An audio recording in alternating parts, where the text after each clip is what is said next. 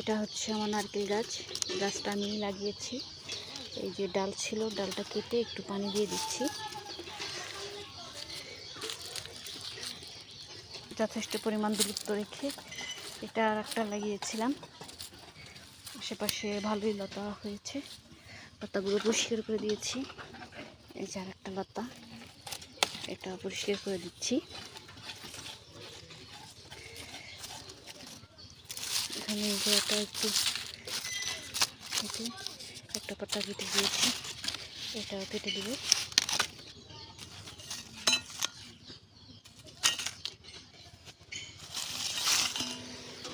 কেটে দিয়েছি, এখন একটু পানি দিয়ে দেবো।